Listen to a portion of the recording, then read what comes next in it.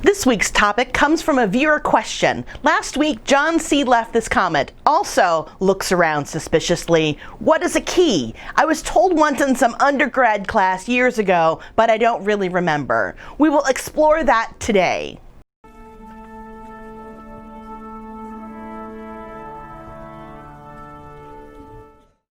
Most music is built around a central tone towards which the other tones gravitate, and on which the melody usually ends. This is the tonic, or the central note of a work of music. We feel a gravitational pull towards the tonic when singing simple melodies like America. Here is that melody without the last note.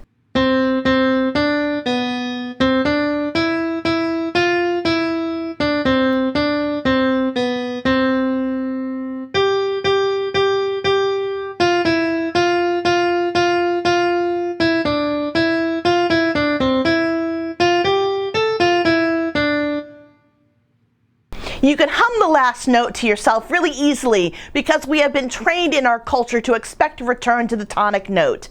This tonic note lays the foundation for a tonic scale, or a scale based on that tonic note. In the key of C major, each note in the scale stems from the beginning note of C. This scale encompasses all of the notes that can easily be used in a melody in C major and can be combined in steps, or the next note up and down from a note, or leaps, a note not neighboring the primary note. In Western music, a scale in a work can either be in major or minor. Each major and minor scale has a different pattern of whole steps and half steps to give them two different sounds. Let's listen to C major and C minor scales right now.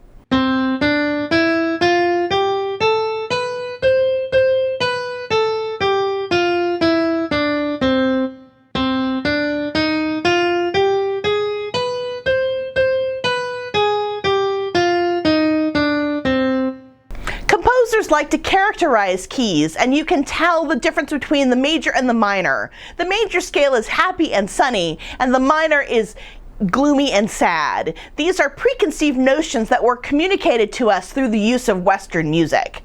Each scale step is also the basis of a triad of notes called a chord.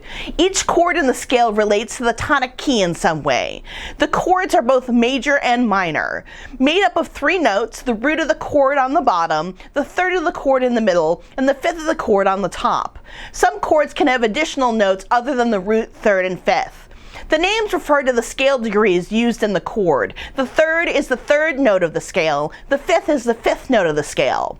The major and minor chords differ by the placement of the third. A major chord has a third 5 half steps, or the shortest distance between two notes in Western tonal system, above the root, and the minor chord has a third 4 half steps above the root. Western art music labels the chords with Roman numerals, starting with 1, and the major keys being uppercase and the minor keys being lowercase. Let's take a look at those chords now.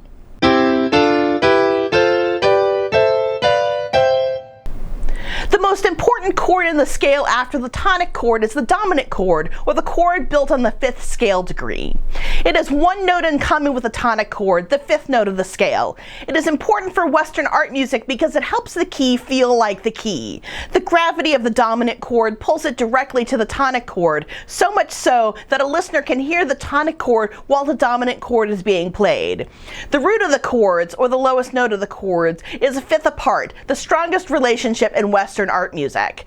The use of the dominant chord is said to tonicize the tonic key. Let's see how this works with Twinkle, Twinkle, Little Star. The chord on What You is dominant and directly tonicizes the D major chord. The dominant chord seems to fall into the tonic chord, leading directly to it.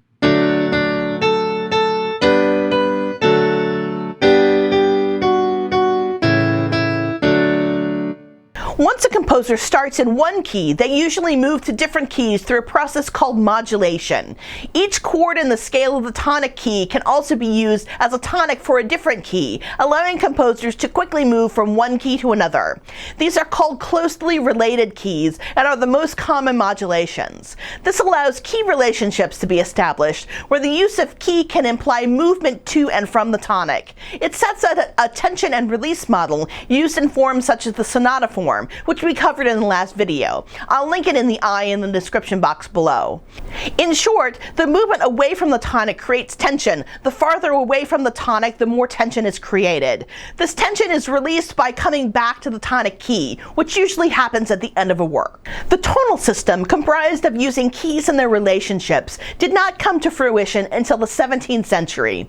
It was then that musicians started writing with keys and a tonal framework in mind, using the gravity of the tonic to shape and form works. Bach's Well-Tempered Clavier is one of the first works for the keyboard that supports using all 24 major and minor keys. The collection of preludes and fugues started in C major, then moved to C minor, C sharp major, C sharp minor, and then so on in a chromatic pattern until the last fugue in B minor.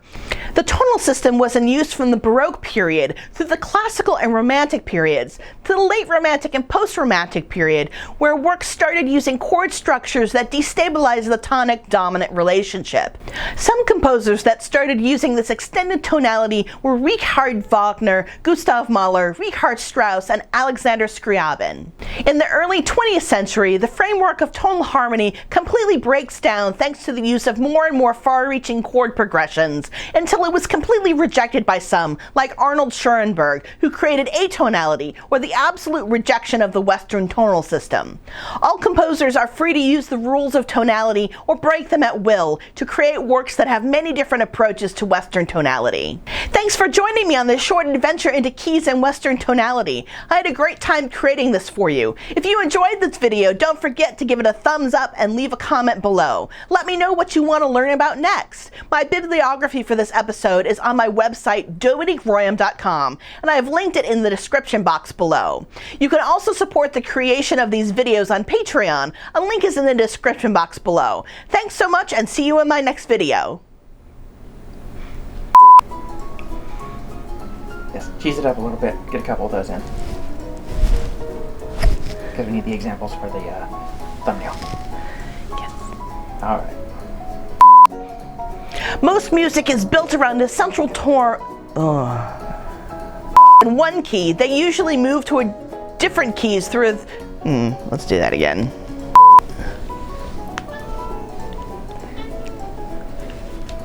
Turn this way. A little bit right here. And just a bit right there. Well, now I'm seeing more.